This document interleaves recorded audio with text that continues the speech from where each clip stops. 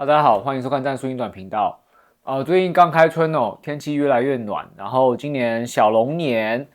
其实我一直祝愿自己可以今年当个 E 人然后一直希望可以拓展一些人脉。那作为射手的我，其实一直都算是个 I 人其实就是不太爱社交，没事其实就是窝在家里面。那上个礼拜呢，结束了 TBIN 的赞助商的大活动呢，然后也逐渐的希望在今年可以跟更多的朋友交流，然后可以参加更多的活动，包含今年7月份有 IPSC 的 Action Air 的世界赛。那所以说呢，我很积极的联络各个伙伴、各个赞助商。那今年我也非常的幸运，我自荐成为了 CL Project Design 的赞助射手。那就是现在你们大家所看到我面前这边有一把CLPD 的 CZ Shadow 2。那其实我想先简单的介绍一下 CZ Shadow 2这把枪哦。那其实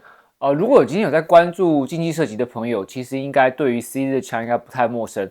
尤其是这把 Shadow 2在9届 IPSC 世界冠军 Eric Griffo 的手上呢，其实使用的是出神入化。那包含我之前有机会去 Endpoint 的本部参观的时候，跟很多欧洲的射手聊天的时候，他们其实首选在竞赛射击的使用的上面，都会首选这把 CZ 的 Shadow 2。讲到这边，其实大家就应该可以理解在，竞赛射击上面大家会选用不管是 Open 枪、Standard 枪或是 Production 枪，那 CZ 的 Shadow 2跟Infinity 的2011都是一个无可撼动的很高的地位啦。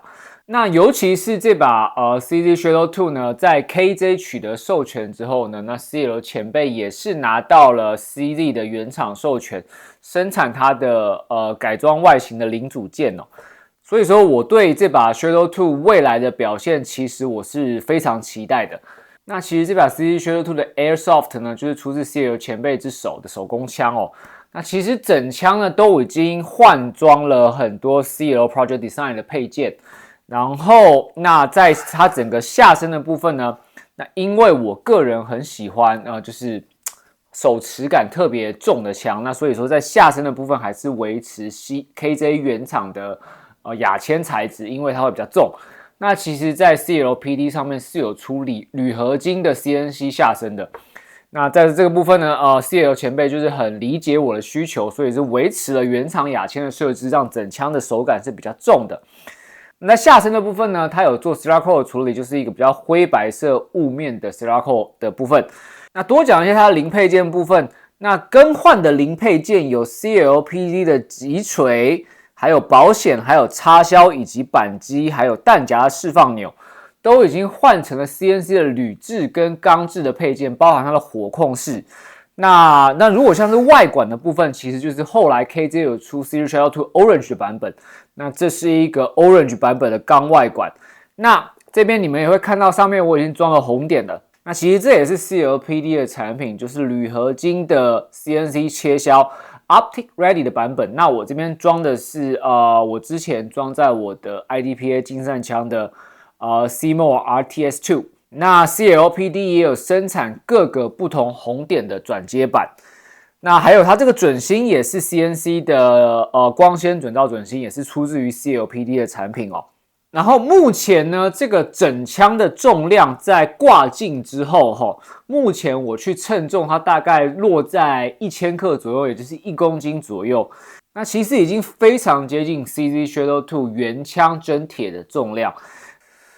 那目前我拿到这把手工制的 CZ Shadow 2呢，大概1个礼拜。那其实这个礼拜我也非常的积极在测试这把枪哦。那这边我想先分享一个小经验，其实因为呢，当我在成为竞技射手的时候呢，在场上有看到非常多的台湾射手其实是有拿这把 Shadow 2的，不管是他是拿 KJ 原厂的，可能或者是从 CL Project Design 跟前辈买了一些配件去改装，或是请他帮他做手工枪。还有一个 YouTuber 的前辈 Jeff the Kid 之前也有请 CLPD 帮忙改装他的 CZ Shadow 2，那相关的影片链接我也会放在我的资讯栏位。那其实呢，如果你们今天从 YouTube 去找这把 CLPD 的 Shadow 2，其实在台湾或是 YouTube 上面你会看到台湾其实分享的很少。那多半是国外的射手，不管是菲律宾啊，或者是荷兰的一些射手，他们才会有使用这个 CLPD 的产品。那我这边的经验是我之前有碰到一些台湾的射手，他们在使用这把 KJ 的 Shadow 2的时候，其实常常会碰到一些问题，不管是气化不佳，或者是天气太热的时候击锤会敲不下去，总是会造成枪支的一些故障。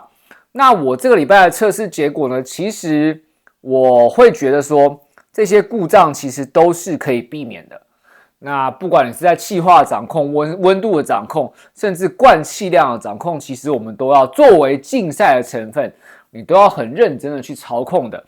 那这把枪呢，目前我还没有真的拿它去练习过，因为当我今天去转组的时候呢，我有很多的零配件要去做更动。那目前我都还处在一个就是，